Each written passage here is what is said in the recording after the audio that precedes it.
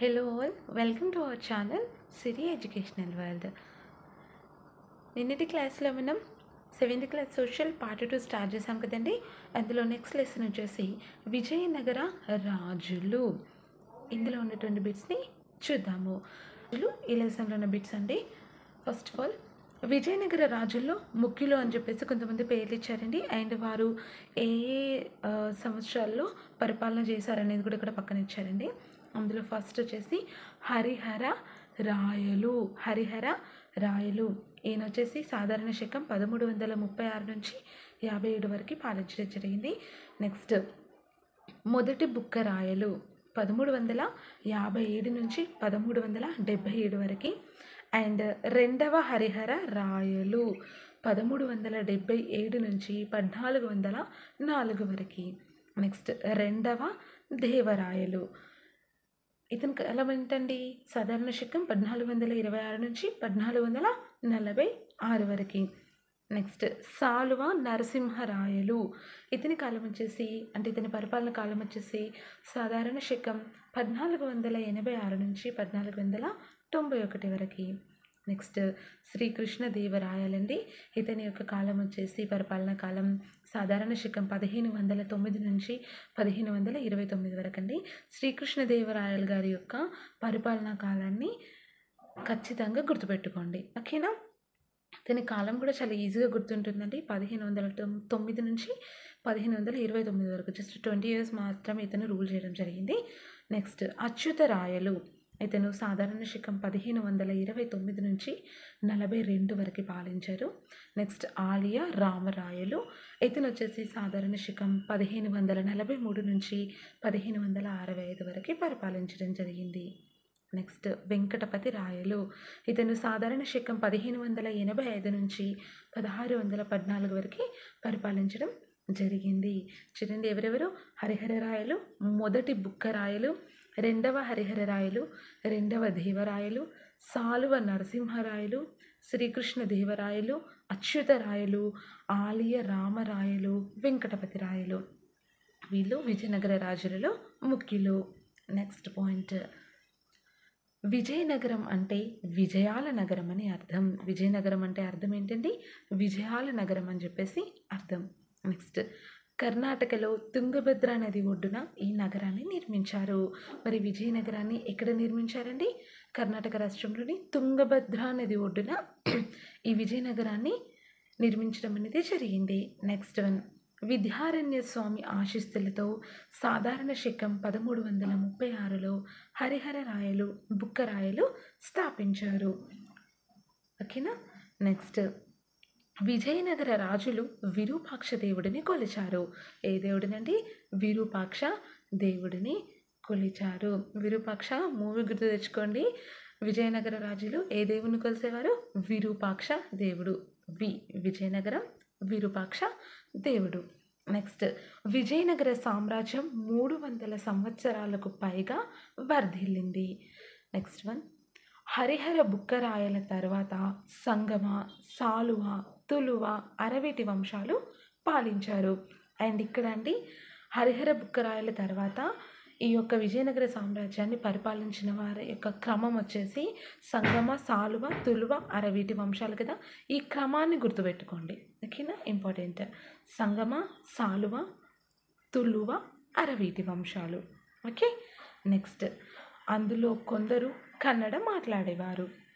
Next అంటే ఈ యొక్క విజయనగర సామ్రాజ్యాన్ని పరిపాలించిన వాళ్ళు కొందరు కన్నడ మాట్లాడేవారు అయినప్పటికీ శ్రీకృష్ణదేవరాయలు తెలుగు భాషకు సముచితమైనటువంటి ప్రాధాన్యతను ఇచ్చారు. నెక్స్ట్ తుంగభద్ర నదికి ఉత్తరంగా బహమనీ రాజ్యాలు వెలిసాయి. మొదటగా ఇది మహాసామ్రాజ్యం. అండ్ మరి ఈ మహాసామ్రాజ్యం యొక్క ముఖ్య పట్టణం ఏంటండి? గుల్బర్గా. తుంగభద్ర నదికి ఉత్తరంగా వెలిసినటువంటి రాజ్యాలు ఏంటి? బహమనీ రాజ్యాలు. మొదటగా ఇదొక మహాసామ్రాజ్యం అండ్ దీని యొక్క ముఖ్య పట్టణం వచ్చేసి గుల్బర్గా. నెక్స్ట్ వన్, అనంతరం సాధారణ శకం 1489 నుంచి 1520 కాలంలో 5 చిన్న రాజ్యాలుగా విడిపోయింది. మరి వీటిలో బీజాపూర్, గోల్కొండ పెద్ద రాజ్యాలుగా అవతరించాయి. నెక్స్ట్ అందులో అధిక భాగం నేటి కర్ణాటక, తెలంగాణ మరియు ఆంధ్రప్రదేశ్ రాష్ట్రాలలో ఉంది. నెక్స్ట్ పాయింట్, ఈ రాజ్యాలను ఇరాన్, అరేబియా నుండి వచ్చినటువంటి సుల్తానులు, యోధులు పరిపాలించారు. అండ్ పలు దేశాల నుంచి వచ్చినటువంటి పర్యాటకులండి. అందులో మొదటివారు వచ్చేసి నికోలో కొంటి, ఇతను ఇటలీ యాత్రికుడు. అండ్ ఇతను వచ్చేసి సాధారణ శకం 1420లో పర్యాటకుడిగా రావడం జరిగింది. నెక్స్ట్ వచ్చేసి అబ్దుల్ రజాక్, ఇతను వచ్చేసి పర్షియన్ వర్తకుడు అండి. ఇక్కడ గుర్తుపెట్టుకోండి, ఇక్కడికి వచ్చిన వాళ్ళందరూ కూడా యాత్రికులే కాదు. ఇక్కడ అబ్దుల్ రజాక్ అనే ఇతను పర్షియన్కి చెందినటువంటి ఒక వర్తకుడు. ఇతను సాధారణ శకం 1443లో రావడం జరిగింది. నెక్స్ట్ వచ్చేసి డొమింగో ఫెయిజ్, ఇతను పోర్చుగీస్ యాత్రికుడు. ఇతను ఎవరండి? పోర్చుగీస్ యాత్రికుడు. ఇతను వచ్చేసి 1520వ సంవత్సరంలో. అండ్ అదేవిధంగా న్యూనీస్ అనే అతను, ఇతను కూడా పోర్చుగీస్ యాత్రికుడు అండి. ఇతను వచ్చేసి సాధారణ శకం 1537లో రావడం జరిగింది. నెక్స్ట్ తుంగభద్ర నది ఒడ్డున విరూపాక్ష, పంపాదేవి ఆలయాలు కలిసి ఉంటాయి. తుంగభద్ర నది ఒడ్డున ఏ ఆలయాలు కలిసి ఉంటాయండి? విరూపాక్ష అండ్ పంపాదేవి ఆలయాలు. నెక్స్ట్ అబ్దుల్ రజాక్ ప్రకారం ఈ యొక్క నగరము 7 వలయాలతో ఏర్పడి కోటగోడలను కలిగి ఉంది. నెక్స్ట్ పోర్చుగీస్ సందర్శకుడు పేజ్ రాజులు దుర్భేద్యమైన కోటగోడలు, గోపురాలతో నగరాన్ని నిర్మించినట్లు తెలిపాడు. ఇదంతా విజయనగర సామ్రాజ్యం గురించేనండి. అండ్ ఇలాంటి పటిష్టవంతమైనటువంటి గోడలు మరెక్కడా లేవు అని చెప్పేసి ఎవరు చెప్పారండి? పోర్చుగీస్ సందర్శకుడైనటువంటి డొమింగో ఫెయిజ్. నెక్స్ట్ విశాల వీధుల్లో, అందమైన భవనాలలో ముత్యాలు, వజ్రాల వ్యాపారం జరిగేది. ప్రపంచంలోని అన్ని రకాల వస్త్రాలు అమ్మేవారు.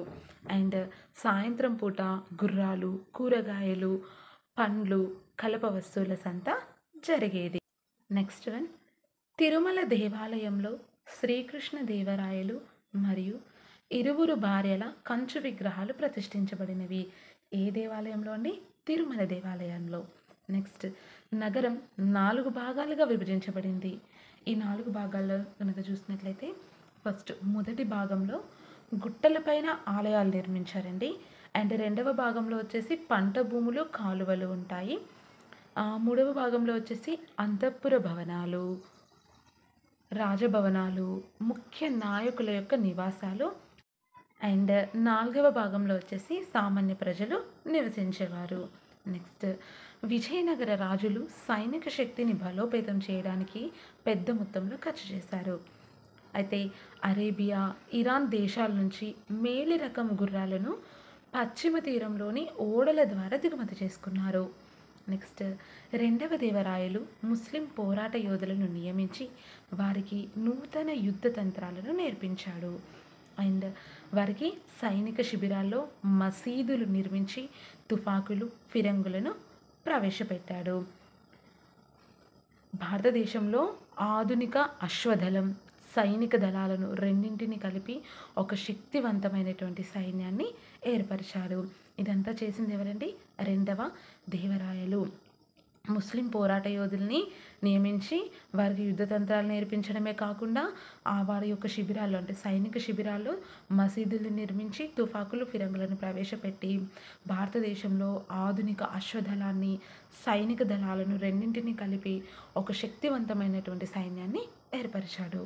నెక్స్ట్ డొమింగో ఫెయిజ్ వచ్చేసి ఏ దేశానికి చెందినటువంటి యాత్రికుడు అండి? ఇతను పోర్చుగీస్ యాత్రికుడు. సో ఈ డొమింగో ఫెయిజ్ ఏం చెప్పారంటే, శ్రీకృష్ణ దేవరాయల కాలంలో విజయనగరాన్ని సందర్శించినప్పుడు ఇతను ఇలా చెప్పడం జరిగిందండి. అదేంటంటే, రాజు వద్ద గల లక్షల కొద్ది బలమైన సైన్యంలో 35,000 అశ్వదళం ఏ సమయంలోనైనా ఎక్కడైనా యుద్ధం చేయుటకు సిద్ధంగా ఉండేవారట. ప్రభువర్గం నుండే సైనిక దళ అధికారులను నియమించేవారు. వీరిలో కొందరు లక్షల కొద్ది బంగారు నాణాలను పన్నులుగా వసూలు చేసేవారు. అండ్ మరికొందరు 200, 300, 500, 1000 చొప్పున నాణాలను వసూలు చేసుకునేవారు. సైనిక దళాధిపతి నిర్వహించేటటువంటి సైన్యాన్ని ఆధారంగా చేసుకొని, అంటే ఇందులో పదాతి, అశ్వదళ, గజ అని చెప్పేసి ఉంటాయండి.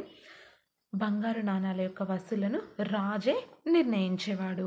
నెక్స్ట్, ఇటువంటి సొమ్మును నాయకుడు పదాతి దళాలు, గుర్రాలు, ఏనుగుల పోషణ కోసం ఖర్చు పెట్టేవారు. నెక్స్ట్ పాయింట్, దళాధిపతులు నాయకుల సైన్యంతో పాటు రాజుకి సొంత సైన్యం తోడుండేది. వీరికి రాజే జీతభత్యాలు చెల్లించేవాడు.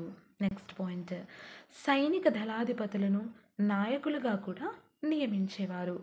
వీరిని అమర నాయకులుగా పిలిచేవారు. వీరికి అమరం పైన ఆదాయం వసూలు చేసేటటువంటి బాధ్యతను అప్పజెప్పేవారు. ఇక్కడ అమరం అంటే నిర్ణీత ప్రాంతంపై రెవెన్యూ శిస్తు వసూలు చేసేటటువంటి అధికారాన్ని అమరం అంటారు. ఇక్కడ చూడండి, విజయనగర సామ్రాజ్యంలో కనుక చూసినట్లయితే సైనిక దళాధిపతులను నాయకులుగా కూడా నియమించుకునేవారు. వీరిని అమర నాయకులుగా పిలిచేవారని చెప్పుకున్నాం కదండి. అండ్ కాకతీయుల రాజు గురించి కనుక చూసినట్లయితే నిన్నటి క్లాస్లో చెప్పుకున్నాం కదండి. అక్కడ వాళ్ళు రాజభక్తి గల వారిని కొంతమందిని నాయక అనేటటువంటి బిరుదుతో నియమించుకొని నాయంకర అనగా ఒక ప్రాంతం పైన శిస్తు వసూలు చేసేటటువంటి అధికారాన్ని వాళ్ళకి అప్పచెప్పేవాళ్ళు కదా. సో ఆ విధంగానే నాయంకర విధానంగా ఈ ప్రాసెస్ అంతటిని పిలువబడింది అని చెప్పేసి ఇచ్చారు కదా. సో కాకతీయులకు సంబంధించి అయితేనేమో అది నాయక అనేటటువంటి బిరుదు, వాళ్ళు శిస్తు వసూలు చేసేటటువంటి గ్రామాన్ని నాయంకర, టోటల్ ఈ విధానాన్ని అంతని కూడా నాయంకర విధానం అని చెప్పేసి అక్కడ ఇచ్చారు.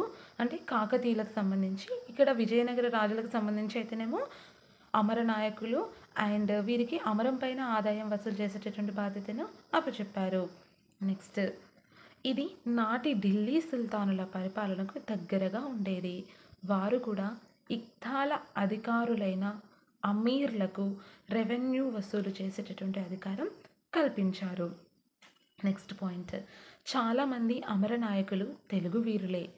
విజయనగర సామ్రాజ్యం అమర నాయకులతో సైనికంగా బలపడింది. గ్రామాలు, పట్టణాలు మొత్తం వీరి అజమాయిషీలోనే ఉండేవి. నెక్స్ట్, శ్రీకృష్ణదేవరాయలు సాధారణ శకం 1509 నుంచి 1529 వరకు పరిపాలించాడు.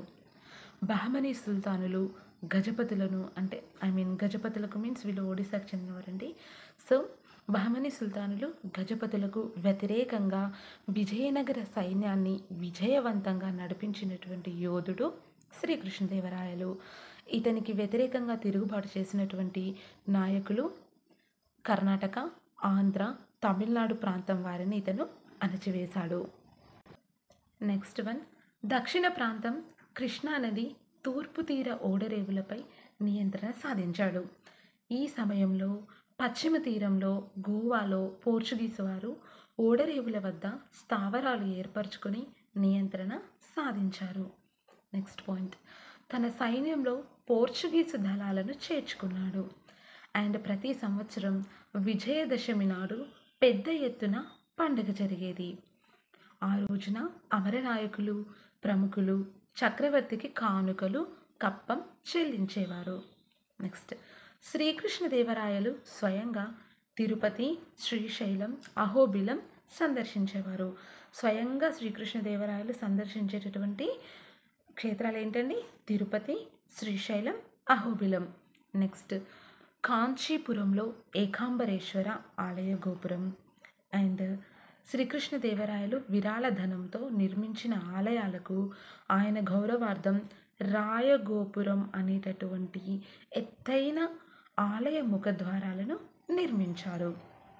నెక్స్ట్, శ్రీకృష్ణదేవరాయలు స్వయంగా తెలుగు సాహిత్యంలో కవి.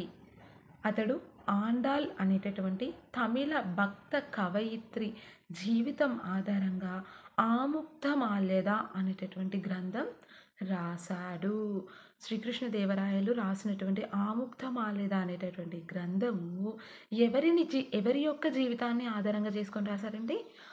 ఆండాల్ అనేటటువంటి ఒక తమిళ భక్త కవయిత్రి యొక్క జీవితాన్ని ఆధారంగా చేసుకొని ఆముక్తమాల్యద అనేటటువంటి గ్రంథం రాశారు. నెక్స్ట్ అష్టదిగ్గజాలు వీరి ఆస్థాన కవులే. చిన్నప్పటి నుంచి చదువుకుంటూనే ఉన్నాం కదండి, శ్రీకృష్ణదేవరాయల యొక్క ఆస్థాన కవులని అష్టదిగ్గజాలు అంటారని చెప్పేసి. సో ఆ అష్టదిగ్గజాలు ఎవరంటే అల్లసాని పెద్దన, దూర్జటి, తెనాలి రామకృష్ణుడు, ముక్కు తిమ్మన, పింగళి సూరన, రామరాజభూషణుడు, మాదయ్య గారి మల్లన, అయ్యలరాజు రామభద్రుడు.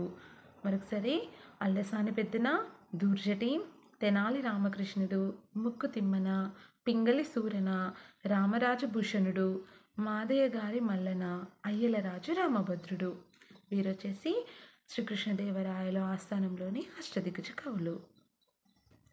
నెక్స్ట్ పాయింట్, శ్రీకృష్ణదేవరాయలు వారసులైన అచ్యుతదేవరాయ, ఆలయ రామరాయల కాలంలో విజయనగర రాజుల ప్రాబల్యం మరింతగా పెరిగింది. వీరి జోక్యం కారణంగా 5 బహమనీ సుల్తానులు సాధారణ శకం 1565లో ఏకమై రక్కసి తంగడి యుద్ధం లేదా తల్లికోట యుద్ధంలో రామరాయలను ఓడించి విజయనగర పట్టణాన్ని దోచుకొని సర్వనాశనం చేశారు. తర్వాత వచ్చినటువంటి వారసులు రాజధానిని తిరుపతి సమీపంలోని చంద్రగిరికి తరలించారు. ఎక్కడికి తరలించారండి? చంద్రగిరికి. ఇది వచ్చేసి విజయనగర రాజులకు సంబంధించినటువంటి బీట్స్ అండి. నెక్స్ట్ వచ్చేసి ఇక్కడ గోల్కొండ కుతుబ్ షాహీల గురించి ఇచ్చారు. సో వీరు పరిపాలించినటువంటి కాలం ఏంటంటే 1512 to 1687. ఇది గోల్కొండ కుతుబ్ షాహీలు పరిపాలించిన కాలము. సో ఇక్కడ ఈ కుతుబ్ షాహీలలో ముఖ్యులను కనుక చూసినట్లయితే ఫస్ట్ వచ్చేసి కులీ కుతుబ్ షా, నెక్స్ట్ జంషద్ కులీ, నెక్స్ట్ ఇబ్రహీం కుతుబ్ షా, మహమ్మద్ కులీ కుతుబ్ షా, మహమ్మద్ కుతుబ్ షా, అబ్దుల్లా కుతుబ్ షా, అబుల్ హసన్ తానా షా. వీరి యొక్క పరిపాలన కాలాన్ని కనుక చూస్తే ఫస్ట్ వచ్చేసి కులీ కుతుబ్ షా కదండి. సో కులీ కుతుబ్ షా 1512లో స్టార్ట్ అయ్యి 1543 వరకు కూడా పరిపాలించడం జరిగిందండి. నెక్స్ట్ జంషద్ కులీ వచ్చేసి 1543 నుంచి 1550 వరకు పాలించడం జరిగిందండి. నెక్స్ట్ ఇబ్రహీం కుతుబ్ షా 1550 నుంచి 1580 వరకు.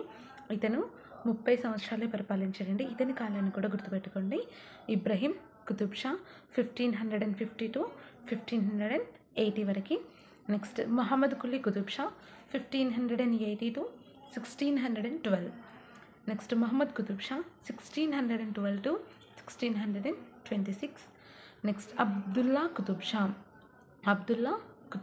1626 to 1672. నెక్స్ట్ అబుల్ హసన్ తానా షా 1672 నుంచి 1687 వరకు పరిపాలించడం జరిగింది. నెక్స్ట్ కాకతీయ సామ్రాజ్యం అంతమైన తర్వాత సామంత రాజులు స్థాపించినటువంటి స్వతంత్ర రాజ్యాలలో రాచకొండ, దేవరకొండ, వెలమ రాజ్యాలు చాలా బలమైనవి. నెక్స్ట్ పాయింట్, ఇవి విజయనగర చక్రవర్తుల బహమనీ సుల్తాన్ల అధికారాన్ని సవాలు చేశాయి. తెలంగాణ ప్రాంతంలో బహమనీ సుల్తాన్ల గవర్నర్ అయినటువంటి కులీ కుతుబ్ షా 1512లో స్వతంత్రాన్ని ప్రకటించుకొని గోల్కొండ కుతుబ్ షాహీ రాజ్యాన్ని స్థాపించాడు. నెక్స్ట్ కులీ కుతుబ్ షా వరంగల్, కొండపల్లి, ఏలూరు, రాజమండ్రి కోటలను ఆక్రమించి తన పాలనను విస్తరించాడు. నెక్స్ట్ సుల్తాన్ ఇబ్రహీం కుతుబ్ షా. ఇక్కడ సుల్తాన్ ఇబ్రహీం కుతుబ్ షా ఎన్నవ పరిపాలకుడు అండి? 3వ పర్సన్ కదా. సో ఇతని యొక్క కాలం 1550 నుంచి 1580 వరకు పరిపాలించడం జరిగింది. ఈ కాలాన్ని గుర్తుపెట్టుకోండి. అయితే ఇక్కడ తెలుగు సాహిత్యాన్ని పోషించి బ్రాహ్మణులను, దేవాలయాలను ఆదరించాడు. ఎవరు? ఇబ్రహీం కుతుబ్ షా. నెక్స్ట్ సింగరాచార్యుడు, అద్దంకి గంగాధరుడు, కందుకూరు రుద్రకవి మరియు పొన్నకంటి తెలకనార్యులకు ఇబ్రహీం కుతుబ్ షా పోషణ లభించింది. ఇక్కడ ఇబ్రహీం కుతుబ్ షా యొక్క ఆదరణ పొందినటువంటి కవులలో 4 ఉన్నారు కదండి. సింగరాచార్యుడు, అద్దంకి గంగాధరుడు, కందుకూరు రుద్రకవి మరియు పొన్నకంటి తెలకనార్యులు. సో వీళ్ళ యొక్క పేర్లని ఈజీగా గుర్తుపెట్టుకోవడానికి నేను ఒక కోడ్ని ఇక్కడ క్రియేట్ చేశానండి. అంటే నేను ఇలాగే ఫాలో అయ్యాను. అదేంటంటే గంగ సింగారించుకుని కందులు తీసుకుని పొనగంటికి పోయింది. ఇక్కడ గంగా అంటే గంగాధరుడు అండి. గంగా అంటే ఎవరు? గంగాధరుడు. అద్దంకి గంగాధరుడు. నెక్స్ట్ సింహరించుకునిలో సింగరాచార్యుడు. నెక్స్ట్ కందులు అంటే కందుకూరి రుద్రకవి. పొనగంటికి అనగా పొన్నగంటి తిలకనార్యులు. వీరు నలుగురు వచ్చేసి ఇబ్రహీం కుతుబ్ షా యొక్క ఆదరణ పొందినటువంటి కవులు.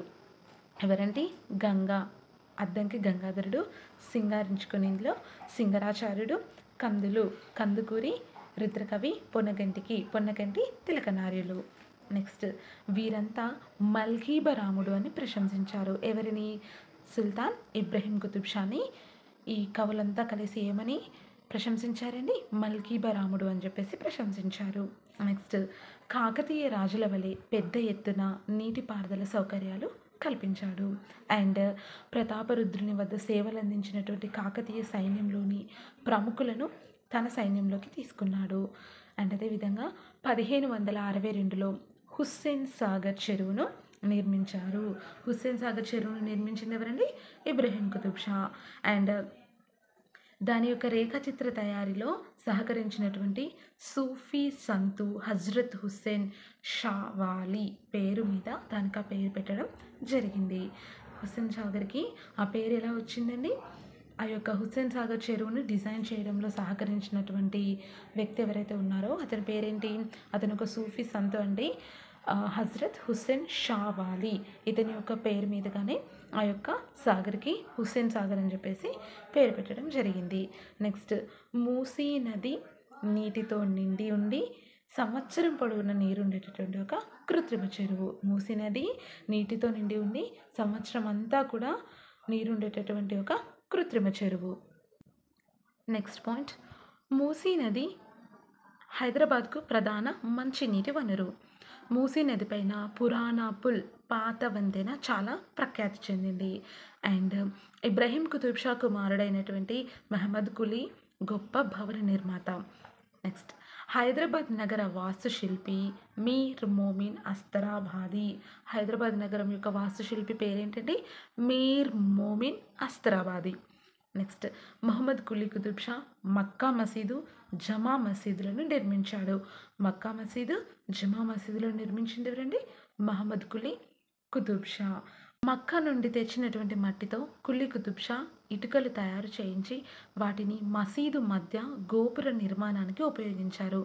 కాబట్టి మసీదుకి ఆ పేరు వచ్చింది. నెక్స్ట్ మసీదులోని ఒక గదిలో ప్రవక్త మహమ్మద్ వెంట్రుకలు ఉన్నాయి. ఇదంతా మక్కా మసీద్ గురించి అండి. మక్కా నుండి తెచ్చినటువంటి మట్టితో ఇటుకల్ని తయారు చేయించి వాటిని మసీద్ యొక్క మధ్య గోపుర నిర్మాణానికి యూజ్ చేశారు. కాబట్టి ఈ యొక్క మసీదుకి మక్కా మసీద్ అనేటటువంటి పేరు వచ్చింది. మరి మక్కా మసీదుని నిర్మించింది ఎవరు? మహమ్మద్ కులీ కుతుబ్ షా. నెక్స్ట్ చార్మినార్ని మహమ్మద్ కులీ కుతుబ్ షా కట్టించాడు. ఈయన పర్షియా మరియు ఉర్దూలో మంచి కవి. ఈయన యొక్క కృషి వలనే దక్కని ఉర్దూ గ్రాంధిక భాష స్థాయిని పొందినది.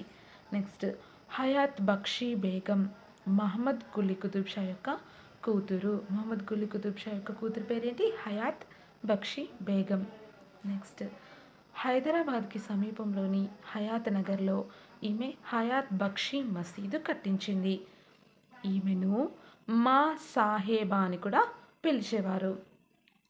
ఈమె పేరు పైన కానం ఆగా అనేటటువంటి ఆవిడ తలాబ్ ను సాహిబా అనేటటువంటి చెరువును తవ్వించింది. అయితే కాలక్రమంలో మాసాబ్ చెరువు లేదా మాసాబ్ ట్యాంక్గా ఇది రూపాంతరం చెందడం జరిగింది. నెక్స్ట్ పాయింట్, అబ్దుల్లా కుతుబ్ షా కవిత్వము సంగీతం పట్ల మక్కువ కలవాడు. అండ్ పద కవితలు రాసేటటువంటి క్షేత్రియను ఆహ్వానించి సత్కరించారు. ఎవరు? అబ్దుల్లా కుతుబ్ షా. నెక్స్ట్ కంచర్ల గోపన్నను పాల్వాంచా తాలూకాకు తహసీల్దారుగా నియమించింది ఎవరండి? అబుల్ హసన్ తానాషా. నెక్స్ట్ కంచర్ల గోపన్నని రామదాసుగా పిలుస్తారు. మనకి విషయం తెలుసు. కంచర్ల గోపన్నని ఏమని పిలుస్తారండి? రామదాసుగా. నెక్స్ట్ ప్రజాధనంతో రామ, సీత, లక్ష్మణులకు నగలు చేయించాడు అనేటటువంటి అభియోగం పైన తానాషా ఆయన్ని జైల్లో బంధించాడు. నెక్స్ట్ కుతుబ్ షాహీల కాలంలో గోల్కొండ ప్రపంచవ్యాప్తంగా వజ్రాలకు ప్రఖ్యాతిగాంచింది. నెక్స్ట్ మచిలీపట్నం వీరి పాలనలోనే ప్రధాన ఓడరేవుగా ఉండేది. అండ్ ఆగ్నేయాసియా, చైనా, పర్షియా, అరేబియా, యూరప్లతో వ్యాపారం జరిగేది. కోస్తా ప్రాంతం నుండి గోల్కొండకు ఒంటెలు, బంగారం, వెండి వంటివి వేరు వేరు దేశాల నుంచి దిగుమతి అయ్యేవి. నెక్స్ట్ గోల్కొండ కోటకి దగ్గరలో ఇబ్రహీం బాగ్లో కుతుబ్ షాహీ పాలకుల యొక్క 7 సమాధులు ఉన్నాయండి. ఎక్కడున్నాయండి? గోల్కొండ కోటకి దగ్గరలో ఇబ్రహీం బాగ్లో ఈ కుతుబ్ షాహీ పాలకుల యొక్క 7 యొక్క సమాధులు ఉన్నాయి. నెక్స్ట్ పర్షియన్ హిందూ శైలిల మేళవింపుతో ఈ సమాధులు ఒక ప్రత్యేక భవన నిర్మాణ శైలిని కనబరుస్తాయి. నెక్స్ట్ మొఘల్ చక్రవర్తి షాజహాన్ కుతుబ్ షాహీ సమాధుల నిర్మాణ శైలికి అబ్బురపడి తాజ్మహల్ని పాలరాతితో కట్టించాడు. నెక్స్ట్ ఔరంగజేబు నాయకత్వంలో 1687లో గోల్కొండ కోటను ఆక్రమించుకున్నాడు. నెక్స్ట్ పాయింట్, మొఘలులు కుతుబ్ షాహీలను కలుపుకొని పోకుండా స్థానికులను అధికారం నుంచి తొలగించి బయటి వారిని నియమించారు. నెక్స్ట్ ఈ ప్రాంతం నుండి అధిక పన్నుల వసూలుకై ఒప్పంద శిస్తు వసూలు పద్ధతిని అమలుపరిచేవారు. దీని ప్రకారం వేలంపాటలో అత్యధికంగా పాడిన వ్యక్తికి పన్ను వసూలు చేసేటటువంటి హక్కు ఉండేది. సో వీరిలో స్థానికంగా శక్తివంతులైన వారు లేదా వడ్డీ వ్యాపారులు ఉండేవారు. ఇది వచ్చేసి 13th లెసన్లో ఉన్నటువంటి బిట్స్ అండి. If you like the video, don't forget to like, share and subscribe the channel. Okay, thanks for watching.